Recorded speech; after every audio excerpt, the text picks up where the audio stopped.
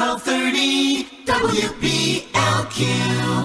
Picture this, a gravel road, spinning wheels, flying stone.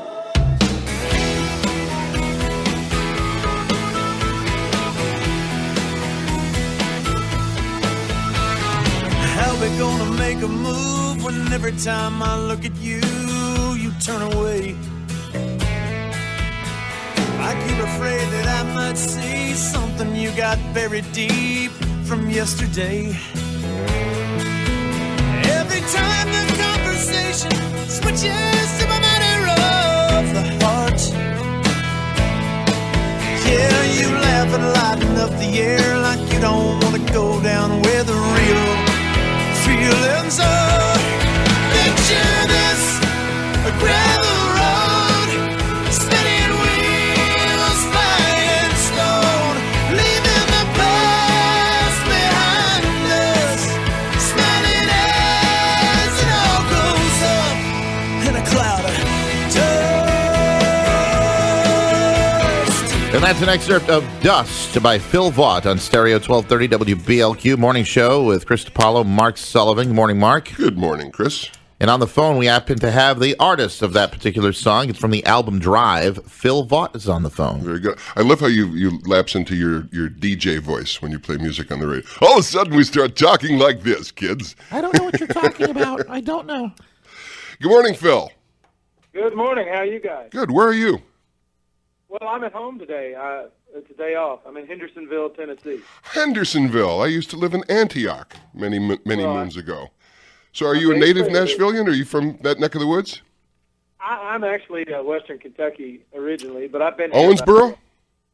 almost Madisonville, if you know where that is, Hopkinsville. I that do. area. I do. I used to, years ago, I worked at a nightclub in Nashville.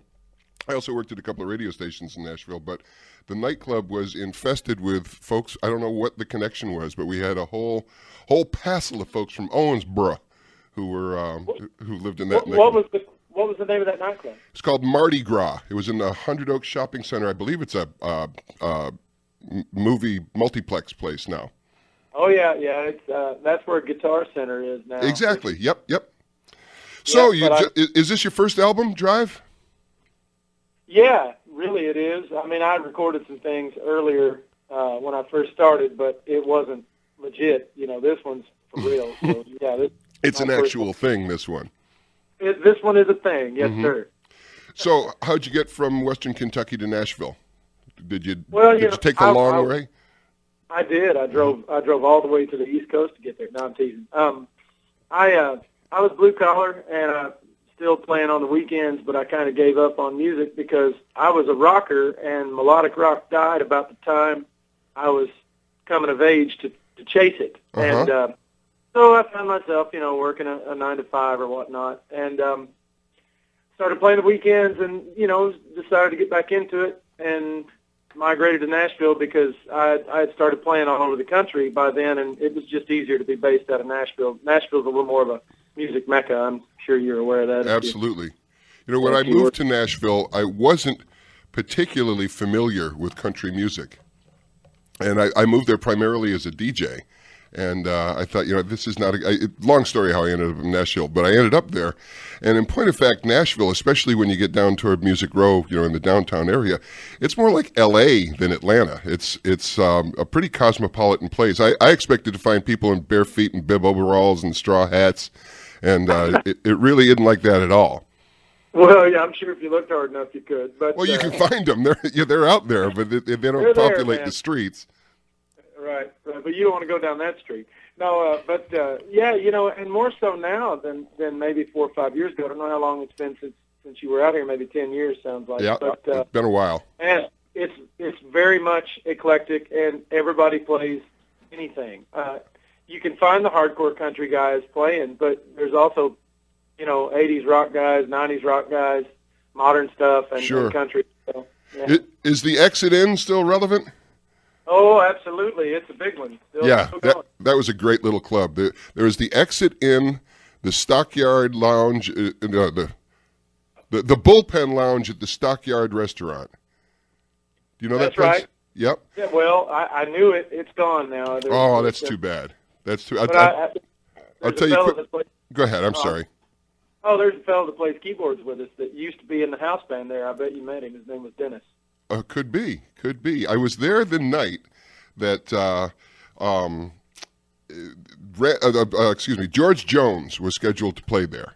And I just had the opportunity to go see it, and I'd never seen George Jones, and I was all excited. Of course, George Jones had a reputation of being not entirely reliable. Sometimes he'd show up, sometimes he wouldn't. That's the nickname, No Show George. And sure enough, like 15 minutes before the show's supposed to start, somebody comes out onto the stage and says, I got some bad news for you, and everybody's groaning and moaning and complaining. He said, but, we do have this young fella here who happens to work here, and this is a great opportunity, and I want you to be patient. Now, I want you to listen to this, because he's a really, really talented singer, and I think you're going to like him, and I think he's going places. And so they bring this guy out from the kitchen, literally wearing cook whites and the paper hat and the whole thing. Randy Travis. That was how Randy Travis got his big start in Nashville. Well, I bet Randy's glad Jones didn't show up, huh? Yeah. Well, I think the whole thing was staged. I don't think George was ever supposed to be there. I think that was just kind of a publicity stunt kind of a deal. Well, that's dirty. Now, let me ask you this. Have you played Tootsie's? Oh, yeah. Years ago I did when I first got to town. I play the Wild Horse. That's about the only one I do, Wild Horse Saloon. Uh-huh. Every once in a while I play this little one called Layla's, and I enjoy those, but, it's hard to make any money doing that. Oh, of course. But going to Tootsie's isn't about making money. That's like a bucket list thing. Yeah, everybody goes there to network, really, and some of the guys think they're going to be discovered there, but you could get stuck there if you're not careful. No question about it. When I lived there, and this was back in the late 80s when I actually lived there, Lower Broadway was like the scene of a zombie movie. It was horrible. Plywood where plate glass was supposed to be, and shopping cart people, and it was grim. And Tootsie's and the Ernest Tubb record store were the only two places that were remotely civilized down there. The rest of it was just like a ghetto. And I remember that. Yeah, that's where the light seemed to shine on the Ernest Tubb record shop, and that was about it. Everything else was peep shows and dive bars. Exactly. If that.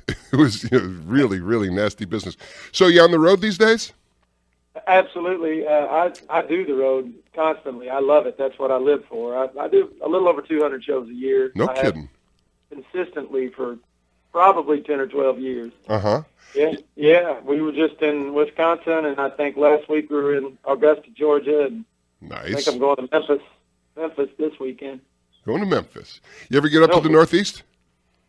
It's been a while. We want to. It's just you got to have several things to make it, to make the trip stick. Of course, I get offers to go to Atlantic City, but that's a little different. New England's funny about that. It's on one hand, it's probably the coldest place as far as country music. It's never really established itself up here, but there's a network of little pockets up here, like in rural parts of Rhode Island and up in New Hampshire and Vermont and that sort of thing, where it's a huge deal. And it's just these venues are so small and spread out that it's not really part of the circuit, as they say.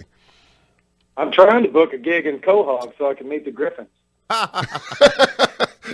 I love Family Guy. Thank you very much. There you go. I have every box set that they have. I love that. I not to get off on a tangent, but I named my dog Jasper. I named the family dog Jasper because of Brian's cousin. Although Jasper isn't of the same inclination of the Jasper on television.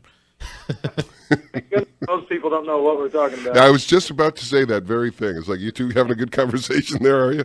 So what else is going on? So you're in Nashville now. You're going to be in town for a while, or are you heading back out? No, I think one more day off. Is this Wednesday? It's Wednesday, isn't it? This must be Belgium. Yes. Yeah, so I'm out Friday morning, for the weekend. Mm-hmm. And how's the album doing? When was the album released? It was released early March, 1st of March. And how's it doing? Really well. They've already had to press it twice. So good for you. Congratulations for that. Well, I tell you, thank you for that, because how the business works. They have it shoot in where a guy like me, it's hard to break in that way. And I'm real old school about the way I do things. Mm-hmm. I don't really, and at least these days, even though the turmoil of the record industry is kind of crazy, it's actually there's some opportunity there right now through social media and things like that to get good music out there. I'm not happy with what's out in Nashville. Really, they're not really impressing me with what they're putting out. You know, I was just talking. I wish I could remember his name. We had a country guy who he basically came to prominence through The Voice, and he played at a festival we had up here a couple of weeks ago. And he and I were talking about how Nashville, the Nashville sound, every now and then it lapses into these periods of just pop music and a cowboy hat. It's not really country music. It's just, a little bit of a drawl and a pair of snakeskin boots, and now I'm Hank Williams. Yeah, that's right. And I grew up on rock too, so I kind of blend a little bit of here and there. But I'm very true to the country roots. When it calls for it. I mean, I'm not hokey, I guess is what I'm saying. Right, the honky-tonky, exactly. Remember the Kentucky Headhunters? I do. I know some of those guys live right down the road from me. That Dumas Walker, that was their only thing, I think, was that Dumas Walker. Wasn't that them? That was a big song, yeah. That was a fantastic record. I could play that in a straight-up rock and roll dance music bar, and people would kick up their heels for that thing. Usually that sort of thing would evacuate a dance floor, but those guys were something. Well, the truth is I relate to that because, the era that came out, those guys were going against the grain. Just Absolutely. Like I am. And they did the record. If I remember right, that record was called Pickin' on Nashville, and they didn't even record it in town. They went to L.A. or somewhere to record it because they were tired of the scene here, Well, and that's like the Willie Nelson story. There's a whole it peaks and valleys, Music City, right? That's right. Yeah, it's a lonely town. Well, Phil, we appreciate you taking time out to talk to us this morning, and keep us in the loop. If you're going to be up in this direction, we would love to have you stop by the station, and we can talk some more. Well, real quick, thank you for playing the music, man. I really appreciate you guys doing that. And if you don't mind, I'd like to give a shout-out to the folks in Brazil. I got a whole fleet of people listening in Brazil, and I want to say a big thank you for that, too. There you go. How about that 21st century? Isn't it something? Our Brazil numbers are going up. Huge in Brazil. Hey, man. You're rocking the charts in Sao Paulo. Phil, thank you very much for joining us, my friend. Thank you. Have a great day, okay? You bet. Phil Vaught? Bill Vaughn. Yes, sir. Vaught, yeah. Vaught. Phil Vaught. Yeah. Yes, thank you, Phil. I almost made him a cousin of Stevie Ray Vaughan for a second. Exactly. Yes. Well, anyway, the name of the album is Drive, and you can find that at a record store or online near you. You're listening to The Morning Show on Stereo 1230 WBLQ. And I'm going to put my DJ voice on for a minute. As we go into the break, we're going to hear Phil Vaught, and this is I Can't Make It Alone from the album Drive, which is soaring right now. Stereo 1230 WBLQ. Phil Vaught.